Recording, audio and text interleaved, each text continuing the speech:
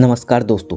बॉलीवुड के बड़े बड़े सुपरस्टार कहते हैं बड़े आदमी का बड़ा पान मसाला, लेकिन इस ग्लैमर के पीछे एक भयानक सच छुपा है। क्या हम जानते हैं कि विमल पान मसाला या ऐसे और गुटखा उत्पाद वास्तव में इंसान के स्वास्थ्य, अर्थव्यवस्था और समाज को कैसे नष्ट कर रहे हैं। आज के वीडियो में हम गुटखा उत्पादों के काले पक्ष को उजागर करेंगे, जहां बड़े बड़े सेलिब्रिटी पैसे के लिए अपनी छवि बेच रही है और उनके प्रभाव में देश के युवा पीढ़ी नशे के अंधेरे में जा रही है। ग्लैमर्स पैकेजिंग और सेलिब्रिटी विज्ञापन के पीछे छुपा झूठ और धोखा कैसे इंसान के जिंदगी को धीरे धीरे खत्म कर रही है। हम इस वीडियो में आगे सब कुछ डिटेल्स में समझाने वाले हैं। गुटखा ब्रांड अपने प्रोडक्ट को पान मसाला के रूप में पेश करते हैं, जो सुगंध और चेहरे की सफाई करने वाले प्रोडक्ट के लिए लोकप्रिय है। इससे उपभोक्ताओं को ये लगता है कि ये सिर्फ एक साधारण माउथवॉश या स्वाददायक मसाला है, लेकिन असल में इन प्रोडक्ट में तंबाकू और सुपारी होती है, जो स्वास्थ्य के लिए बेहद हानिकारक है।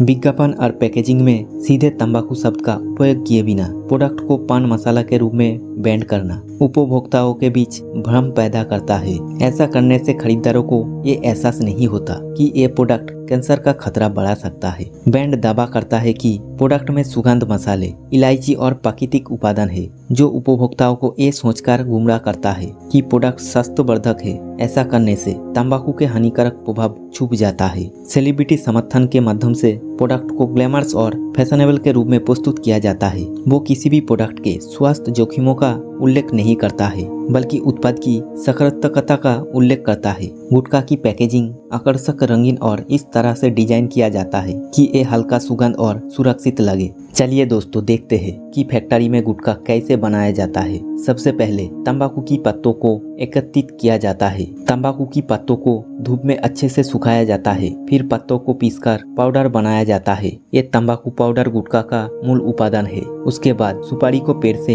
एकत्रित किया जाता है। सुपारी को छीलकर लाल रंग देकर उबाला जाता है, ताकि सुपारी में कलर आ सके। उसके बाद सुपारी को धूप में सुखाकर छोटा छोटा टुकड़ा में काट लिया जाता है। तंबाकू, सुपारी, नींबू, कत्ता, मिठाई इत्रों को एक साथ मिलाकर एक मिश्रण बनाया जाता है। इन सामग्रियों को समान रूप से मिलाया जाता है, ताकि सभी सामग्री एक साथ अच्छी तरह से मिश्रित हो जाए। उसके बाद मिश्रण सामग्री को सुखाया जाता है, ताकि गुटखा में नमी की मात्रा सही रहे और चबाने में आसानी हो। उसके बाद छोटा छोटा पैकेट में भर दिया जाता है। तंबाकू में निकोटीन और कार्सिनोजेनिक रसायन होता है, जो शरीर में प्रवेश करके कोशिकाओं के डीएनए को बदल सकता है। इससे मुंह, गले, फेफड़े और पेट के कैंसर का खतरा बढ़ा सकता है। गुटखा में मौजूद रसायन मुंह में लार साफ की प्रक्रिया को बदल देता है, जिसके कारण मुंह सूख जाता है और कई समस्या का खतरा बढ़ा सकता है। तंबाकू का सेवन मुंह के कैंसर का प्रमुख कारण रहा है। तंबाकू का उपयोग पुरुष और महिलाओं में होने वाले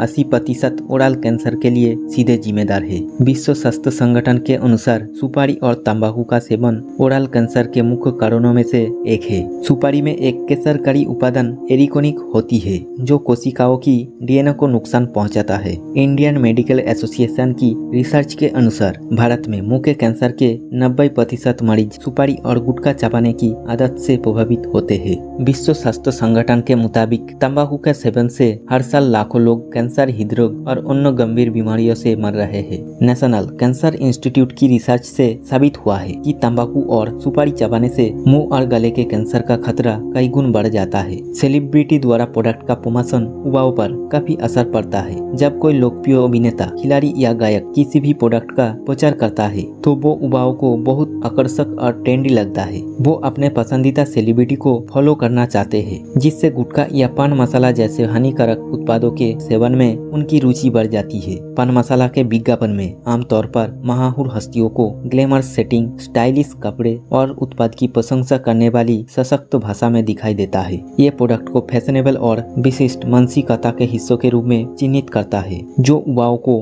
आकर्षित करता है। पान मसाला और गुटखा खाकर थूकना एक आम बात है, जो सड़कों पर, सार्वजनिक स्थानों, रेलवे स्टेशन, बस स्टॉप और सरकारी भवनों की दीवारों पर भी देखा जाता है। पान मसाला और गुटखा का थूक में विभिन्न बैक्टीरिया और वायरस पदार्थ होता है। थूक से फैलने वाले एक कीटाणु सांस संबंधी समस्याओं को बढ़ाता है। कई शहरों की दीवारों पर भित्ति चित्रों, कलाकृतियों या सामाजिक संदेशा होता है, जो स्थानीय संस्कृति को उजागर करते हैं। पान मसाला का छींटा उन पर स्थायी दाग छोड़ देता है, जिससे न केवल सौंदर्य खराब होती है, बल्कि समाज का संदेशा भी खराब होता है। विश्व स्वास्थ्य संगठन के अनुसार भारत में हर साल लगभग 1 मिलियन लोगों की मौत तंबाकू के सेवन से होती है। नेशनल कैंसर रजिस्ट्री प्रोग्राम के अनुसार भारत में हर साल लगभग 70,000 लोग ओरल कैंसर से मर रहे हैं, जिसका सीधा संबंध पान मसाला, गुटखा और तंबाकू के उपयोग से होता है। ग्लोबल एडल्ट टोबैको सर्वे की रिपोर्ट के अनुसार भारत में 268 मिलियन लोग तंबाकू का सेवन करते हैं, जिसमें से एक बड़ा हिस्सा पान मसाला और गुटखा है। दोस्तों, पान मसाला और गुटखा के विकल्प के रूप में स्वस्थ आदतें अपनाएं, जैसे च्युइंग गम, सूखे फल, हेल्दी नट्स चुनें। ये आपके मुंह को व्यस्त रखेगा और धीरे धीरे